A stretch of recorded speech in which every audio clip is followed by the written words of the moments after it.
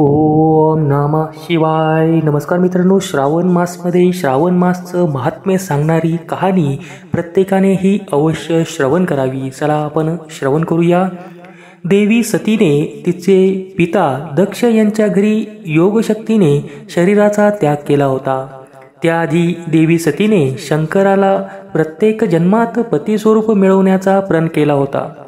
देवीने दुसऱ्या जन्मात पार्वती असे नाव घेऊन राजा हिमाचल आणि राणी मैनावती यांच्या घरात मुलीच्या रूपाने जन्म घेतला. पार्वतीने श्रावण महिन्यात निराहार राहून कठोर व्रत केले आणि भगवान शंकरांना प्रसन्न केले. त्यांच्यासोबत विवाह केला. त्यानंतर महादेवांना श्रावण महिना विशेष झाला. त्यामुळेच श्रावण महिन्यात कुमारिका सुयोग्य वर प्राप्तीसाठी व्रत करतात. श्रावण महिन्याबद्दल आणखी एक कथा प्रचलित आहे.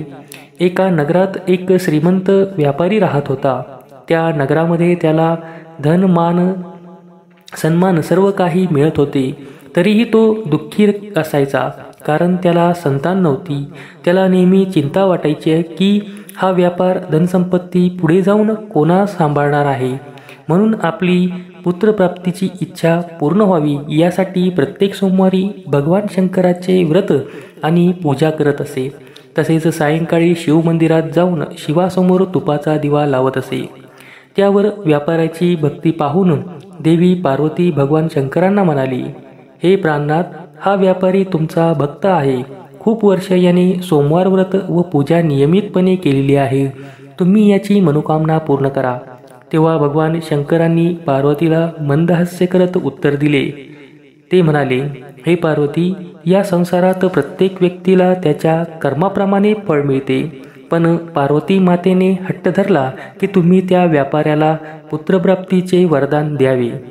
शिवशंकर पार्वतीला म्हणाले की तुझ्या आग्रहाखातर त्या व्यापाऱ्याला पुत्रप्राप्तीचा आशीर्वाद देत आहे, पण त्याचा पुत्र 16 वर्षाचा जिवंत राहील.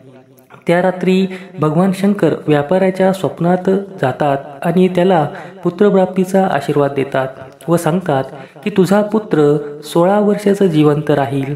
देवाच्या वरदानामुळे व्यापारी खुश होतो, पण मुलाच्या आयुष्याची चिंता त्याला सतावत असते. तो पहिल्याप्रमाणे सोमवारी विधिवत व्रत आणि पूजन करत असतो आणि काही दिवसांनी त्याच्या घरी एका सुंदर पुत्राचा जन्म होतो. ब्राह्मणांना बोलवून त्या बालकाचे नामकरण केले जाते. त्याचे नाव अमर ठेवले जाते. जेव्हा अमर 12 वर्षाचा होतो तेव्हा त्याला विद्याभ्यासासाठी वाराणसीला पाठवण्याचा निश्चय केला.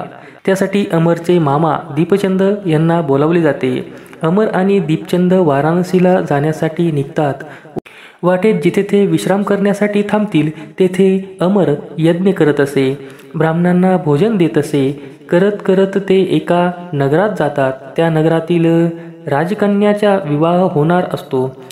ठरल्याप्रमाणे वरात आलेली असते. मात्र वरपित्याला एक चिंता सतावत असते. मुलाचा एक डोळा काना असतो. जर हे सत्य राजकन्याला समजले तर ती लग्नाला नकार देईल. या चिंतेत असतानाच मुलाच्या पित्याची नजर अमरवर पडते आणि त्याला एक कल्पना सुचते की जर नवऱ्या मुलाच्या जागेवर अमरला उभे केले तर लग्न होऊन जाईल आणि लग्नानंतर अमरला भरपूर दान देऊन राजकुमारीला आपल्या घरीच घेऊन जाऊ. ही गोष्ट त्याने अमर आणि दीपचंद याला बोलावून धनाच्या लालसेने दीपचंदने देखील होकार दिला आणि अमरचा विवाह राजकुमारी चंद्रिकेशी पार पडला. मात्र तिथून निघताना अमरला राजकुमारी हिच्याशी खोटं बोलणं योग्य वाटलं नाही आणि त्याने राजकुमारीच्या ओढणीवर लिहिले की राजकुमारी चंद्रिका, तुझा विवाह तर माझ्याशी झाला आहे आणि मी विद्याभ्यासासाठी वाराणसीला जात आहे. तुझ्या नवयुवकाची पत्नी होणार आहे. तो डोळ्याने काना आहे.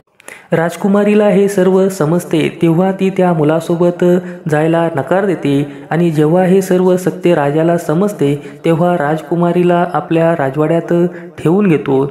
अमर आपल्या मामा दीपचंद सोबत वाराणसीला पोचतो आणि गुरुकुलमध्ये विद्याभ्यास सुरू करतो. पाहता पाहता अमरला 16 वर्ष पूर्ण होतात. 16 वर्ष पूर्ण होताच अमर एका यज्ञाचं आयोजन करतो. यज्ञ समाप्त होताच तो ब्राह्मणांना भोजन देतो व अन्न वस्त्र यांचे खूप मोठ्या प्रमाणात दान करतो.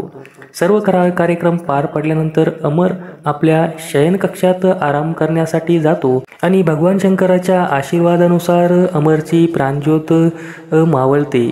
सूर्योदय होताच जेव्हा दीपचंद अमरला मृतावस्थेत पाहतो तेव्हा त्याला खूप दुःख होते. तो जोरजोराने रडू लागतो. दीपचंदचा रडण्याचा आवाज जवळून जाणाऱ्या पार्वतीच्या कानावर पडतो आणि पार्वती माता भगवान शंकराला प्रार्थना करते की हे प्राणनाथ, मला हे रडण्याचे स्वर सहन होत नाही, तुम्ही या व्यक्तीचे कष्ट दूर करा. तेव्हा शिव पार्वतीला सांगतात की हा मृत मुलगा त्याच व्यापाऱ्याचा पुत्र आहे, त्याला की 16 वर्ष आयुचे वरदान दिले होते. तेव्हा पार्वती माता भगवान शंकराला पुन्हा विनंती करते की तुम्ही या मुलाला पुन्हा जिवंत करा, नाहीतर याचे माता पिता पुत्राचा मृत्यू झाल्यामुळे स्वतःलाही प्राणाचा त्याग करतील आणि मुलाचे पिता तर तुमचे भक्त आहेत. तेव्हा भगवान शंकर त्या मुलाला जीवित होण्याचे वरदान देतात आणि काही क्षणातच मुलगा जिवंत होतो. विद्याभ्यास पूर्ण करून अमर त्याच्या मामासोबत आपल्या नगराकडे जातो. जाता जाता ते दोघं नगरात थांबतात. तेथे अमरचा विवाह झालेला असतो. नेहमीप्रमाणे त्या नगरात ही अमर यज्ञाचे आयोजन करतो. तेथून प्रवास करत असताना राजा त्या यज्ञाचे आयोजन पाहतो आणि त्याच क्षणी राजा अमरला ओळखतो व त्या दोघांना आपल्या राजवाड्यात घेऊन जातो आणि काही दिवस आपल्या राजवाड्यात ठेवून त्यांना वस्त्र आणि काही सैनिक देऊन राजा राजकुमारीला विदा करतो. इकडे व्यापाऱ्याने व त्याच्या पत्नीने स्वतःला एका खोलीत बंद करून घेतले असते आणि अन्नपाण्याचा त्याग करून ते आपल्या मुलगा व त्याच्या पत्नीची प्रतीक्षा करत असतात. तेव्हा व्यापारी आणि त्याची पत्नी आपल्या मुलाला व सुनेला पाहतात तेव्हा त्यांना खूप आनंद होतो. त्या रात्री भगवान शंकर त्या व्यापाऱ्याच्या स्वप्नात जाऊन सांगतात की तू जे भक्तिभावाने सोमवारचे व्रत आणि पूजन करत आहेस त्यामुळे मी तुझ्यावर प्रसन्न झालो आहे आणि तुझ्या मुलाला आयुष्य प्रदान केले आहे.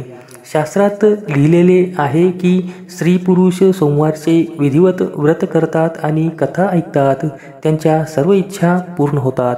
धन्यवाद.